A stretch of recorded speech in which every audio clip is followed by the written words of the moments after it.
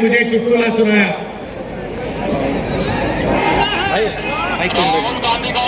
तो आपके chief minister, आपके चीफ मिनिस्टर गवर्नर के यहाँ स्वेरिंग इन के लिए गए, बड़ा धूमधाम था। वहां पे बीजेपी के नेता बैठे थे, गवर्नर साहब बैठे थे, सब एमएलए बैठे थे। स्वेरिंग इन होती है, शपथ लेते हैं चीफ मिनिस्टर का, उनके मंत्री, 2-3 मंत्री भी शपथ लेते हैं, खूब तालियां बजती हैं और फिर नीतीश जी निकल जाते हैं, वापस सीएम हाउस की ओर चले जाते हैं। गाड़ी में पता लगता है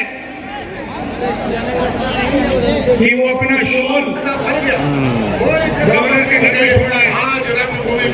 तो ड्राइवर से कहते हैं चलो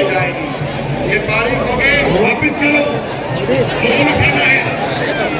तो ड्राइवर गाड़ी घुमाता है, गवर्नर के घर आता है। नीतीश जी निकलते हैं, गवर्नर के पास जाते हैं, दरवाजा खोलते हैं। गवर्नर कहते हैं भाई इतनी जल्दी वापस आ गए।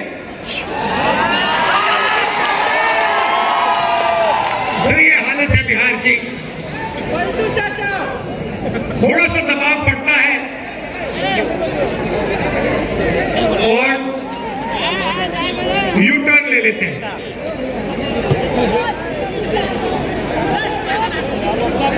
दबाव क्यों पड़ा? क्योंकि बिहार में हमारे गठबंधन ने एक बात जनता के सामने रखी है। इस यात्रा में हम 5 न्याय की बात कर रहे हैं, उनमें से एक न्याय, उसको आप सामाजिक न्याय कह दीजिए, उसको आप हिस्सेदारी कह दीजिए, उसको आप भागीदारी कह दीजिए, उसके बारे में हम काम कर रहे हैं। मैंने पहले भाषण में कहा है कि इस देश में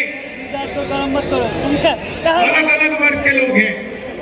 पीछे से कहा है, पिछड़ी जात के लोग हैं, दलित हैं, पीछे था आदिवासी हैं, माइनॉरिटी हैं, जनरल कास्ट के लोग हैं। हर समाज में कमजोर लोग हैं। ओबीसी समाज देश का सबसे बड़ा समाज है। मगर अगर मैं आज आपसे पूछूं कि इस देश में ओबीसी समाज की आबादी कितनी है, आप इस सवाल का जवाब नहीं दे सकते। दे सकते हैं? कोई नहीं जानता। और मैं सिर्फ एक बात आपके सामने रखना चाहता हूं। आप देश के किसी भी सेक्टर को देख लो, सरकार की बात करनी है तो मैंने पिछले भाषणों में कहा, जो देश की सरकार को चलाते हैं 90 अफसर हैं, आईएएस के अफसर हैं, 90 में से 3 ओबीसी वर्ग से आते हैं।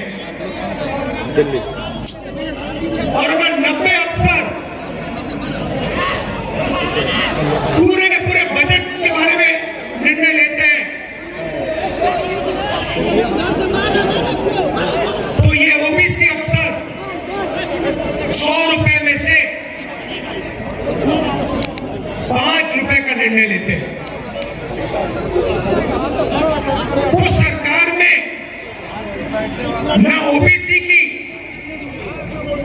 ना दलित की, ना आदिवासी की भागीदारी है। सरकार को छोड़िए, हिंदुस्तान की सबसे बड़ी लीजिए, उनकी लिस्ट निकालिए, उनके मालिकों के नाम पढ़िए, आपको उन नाम में से एक दलित, एक आदिवासी, एक पिछड़ा नहीं मिलेगा।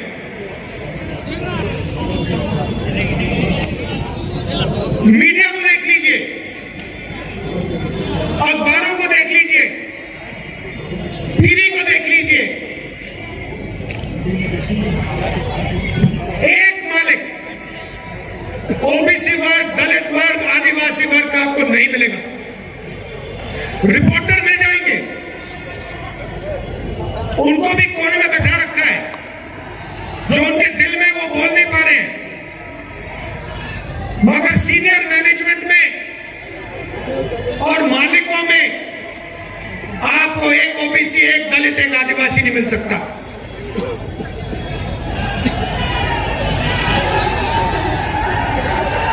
प्राइवेट एजुकेशन के सिस्टम को देख लीजिए, प्राइवेट कॉलेजेस, यूनिवर्सिटीज को देख लीजिए, प्राइवेट अस्पताल देख लीजिए, एक मालिक आपको ओबीसी, दलित, आदिवासी का नहीं मिलेगा।